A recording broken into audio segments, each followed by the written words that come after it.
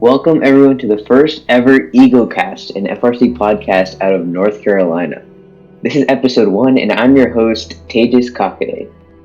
So I am on FRC team 4828, the Robo Eagles. I'm in 11th grade, I'm a junior at Enloe High School, and I've been on this team for 2 years now. This is my third year on the team. And my main role is I do mechanical. So we also have Ravi here. Ravi, would you like to introduce yourself? Yeah. Hi, I'm Raviteja Aechan, and I've been on the Robo Eagles Team 4828 for 2 years, and this is my third year. I'm a junior at Enloe High, and my primary role is mechanical.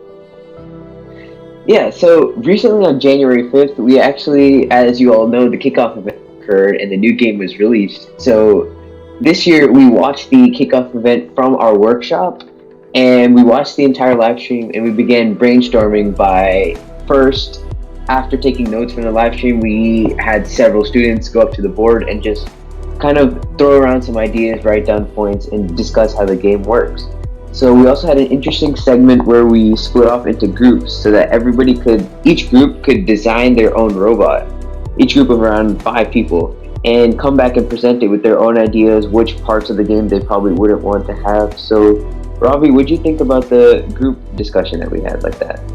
I really like the group discussion because everyone, when they were in small groups, right, they had a chance to speak instead of speaking in front of everyone. We also had more time because we split up into smaller groups for everyone to speak. Yeah, I definitely agree. And most people who sometimes, just don't speak during a large group discussion could actually present their ideas in a small group discussion where it felt more comfortable. It felt more like camaraderie between the members. And so we also had some really good debates based on which parts of the game we could actually leave out. So what do you think about that? Yeah, I like the strategic conversations too that we had about what we should focus on because that's how we can narrow down our prototypes, right? So. Of course, of course. Yeah, so this week we actually have started prototyping on a few design ideas. We have a few different hatch pickup ideas, and we also have a few ball ideas, and maybe climbing as well. You guys can stay tuned to see what exactly is coming from our team.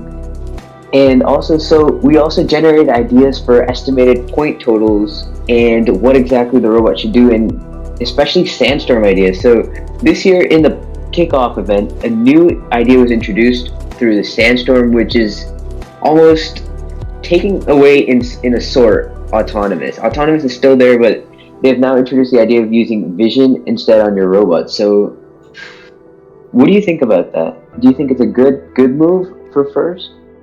I don't think it's a good move for programmers, but for the rest of the sub teams, I think they liked it because now programmers, they don't have as much to do, but they also have vision to do, right? Like focusing on vision, making it better, but also they don't have autonomous. So first year members were kind of disappointed on our team that they can't do autonomous. I mean, they can do autonomous. It's just that they should be focusing more on vision, right?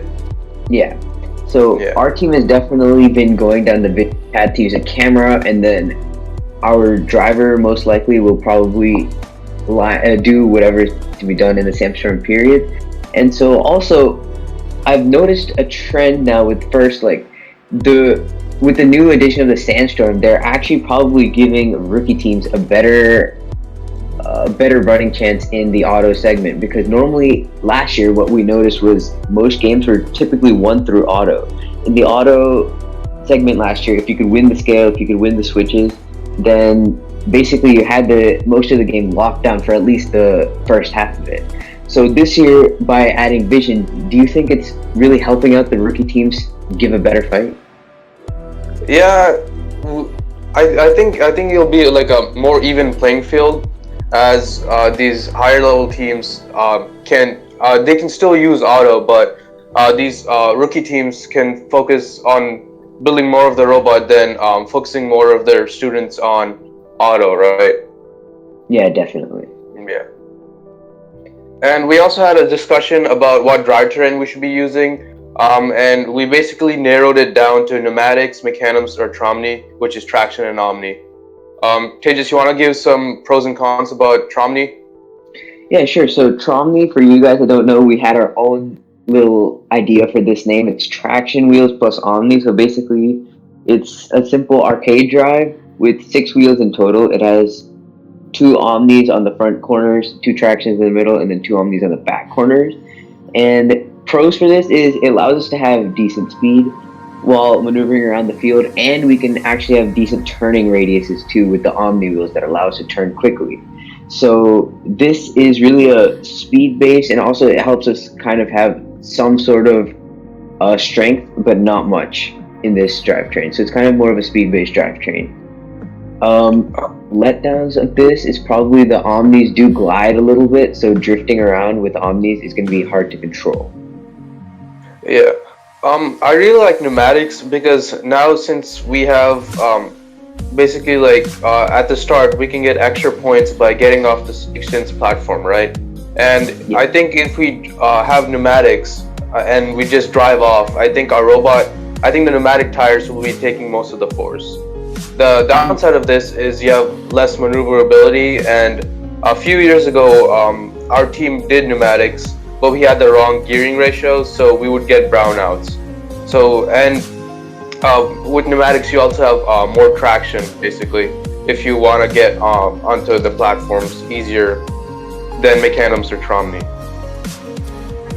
Yeah, of course. And also with pneumatics, we also had a debate on how we should be getting off that 6-inch platform at the beginning. So, as you all know, in the sandstorm period, if you do start from 6 inches up on the first level or second level platform, then you can actually get a bonus of 3 points. So, we were discussing whether we should have some sort of small little mechanism that we can just have so that the robot can slide down from the platform, or using pistons, or we could maybe just take the impact by just driving off of it, or use something like pneumatics. So, Ravi, do you think it's worth it to take a drivetrain such as pneumatics just for the beginning 6-inch drop, and then sacrifice it in other potential drivetrains in other segments? I would think of it as like this. If we didn't have any other way of getting off the 6 inches, we would have a pneumatics drivetrain. Or otherwise, if we had a way of getting off safely instead of just driving off, we could use McAdams or Tromni, because otherwise, I think on the every round, if we keep driving off, something will happen to our axles where it'll start bending, right? Yeah, and definitely. if you do this like hundreds of times over a 6-inch drop, I think we have a chance of ruining our chassis and the axles that the wheels and the motors connect to. Yeah, there's definitely a good point to think about. And you also brought up that we might be using McAdams. What do you think are some pros and cons for that? I like the maneuverability of McAdams, right? They're smaller and they can move side to side.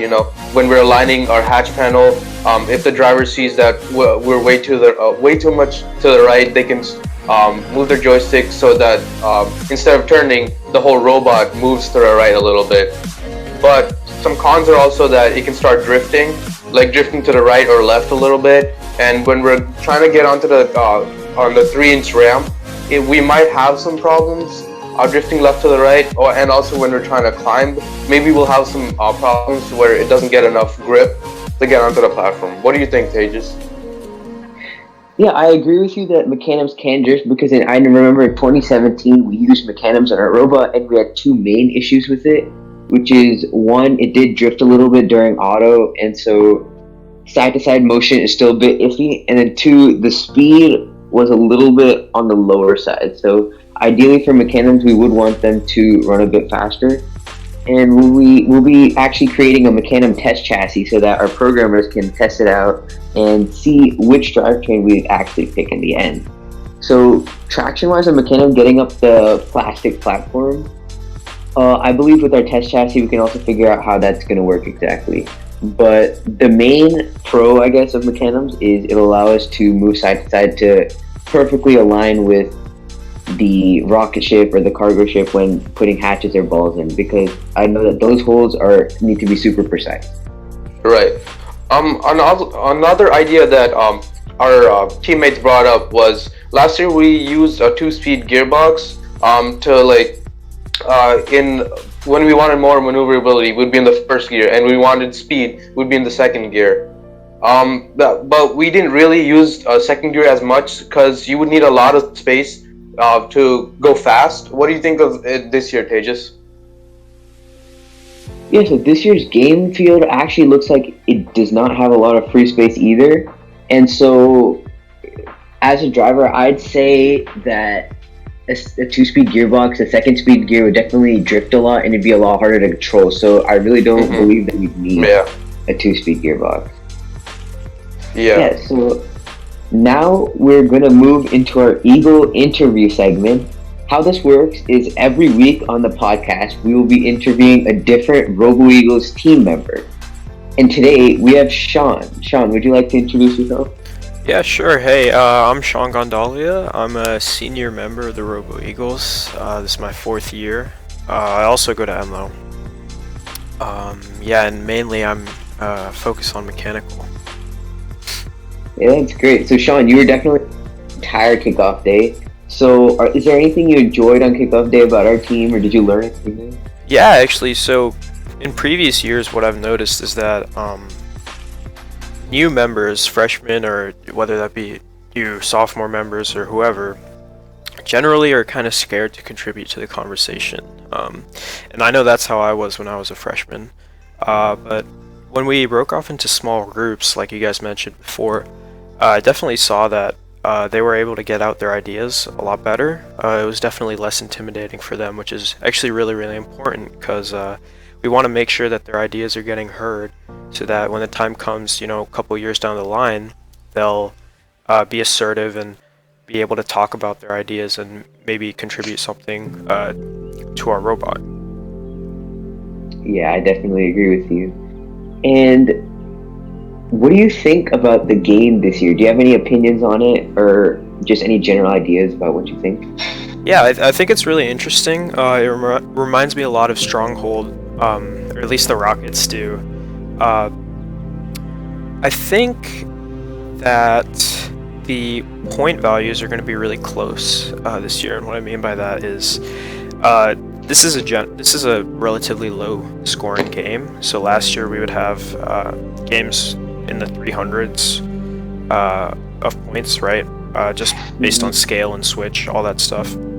Yeah. Those points really added up, but if you really look at the game this year and look at all the numbers, well, you're only getting 3 points for each hatch that you put on, and 5 points for each cargo. I believe those are the numbers. And so, really, that's not a lot of points, for each right? Cargo, I think we calculated that. Close to the max amount of points that you'll get is like 150-ish, right? And that's with climbing, with a full rocket, with the entire, I think, is it the hab or the cargo bay? Cargo ship. Right. Yeah. So these scores are actually going to be really, really tight this year. And I think what we saw last year was that teams that would get a lead early on would really just carry it, right? They would have that lead, and it would be really hard for the losing team to come back. It did happen, but definitely not as often as in previous games. And this year, I think it's sort of the opposite, right? We'll definitely have a lot of close games that might be determined at the last second, be determined by climbing. There's 12 points that you get. If you get on the highest level, that's a lot of points. That's worth 4 hatches, right? So things like that. I think they're going to make this game a lot more interesting than last year. So compared to last year's game had a lot of defensive strategies, and what do you think about this year's defensive strategies? So defensive strategies in this year, I think, aren't going to be as big as they were in the past, I guess, 3 years. I remember Stronghold my freshman year. I know you guys didn't experience that, but that defense was actually massively important in that game because shots or shooting balls into the high goal was how you would get a lot of points. And so, our robot was we converted our robot to a defensive robot at our state tournament, right? And that's what got us that's what allowed us to succeed, because we didn't shoot the ball as well as other teams. So we figured if we play some defense, maybe we can stop the enemy team from scoring, right? And that's how we got to Worlds, and that's how we got picked in Einstein. It's because we played defense. This year, I don't see it as being like that important, mainly because, first of all, you have 2 rockets. So I see defense mainly being played on rockets because you have to shoot high up, right? So if they have a shooting robot, then you might be able to block shots. But there's always the other rocket that they can go to. So, I mean, I'd be interested to see how defense could be pulled off. I think it would be a little bit difficult this year. It's definitely still possible. Just being a nuisance on the other alliances side is definitely something that won't hurt, but I think it's definitely less defense focused than last year. Yeah, definitely. So, given that defense is not as big of a deal this year, do you feel that this year's game or last year's game will be more intense? So, intense could mean a couple things. Intense could mean like really high scoring, like high octane gameplay, I guess, or it could just mean really close games. And I think if you were judging it by like really close games, then yeah, I think this game will definitely be more intense than last year, because you look at the scores of last year. Like I said before, like almost all these games are going to be like one team winning by over 100 points, mainly because they get an early advantage, or they just control the scale for so long, or they control 2 switches for so long, right? This year, the points are obviously going to be a lot closer, so I think it's definitely going to be more intense in that we're not going to know who's actually winning until the very end, or until the climbing phase. Yeah, so I definitely think that during competition, if you're sitting in the stands rooting for your team, you're definitely going to be more excited during these games than last year. I definitely agree with that. Okay, thank you, Shaan, for coming over for the Eagle interview today. Of course. And big thanks to Ravi too for helping co-host this episode 1 of EagleCast. Of course. Yeah. Okay, thank you all for listening into EagleCast, and stay tuned for another episode coming out next week. We will have episodes every single week. And also remember to keep building strong and soaring high. I'll see you next week.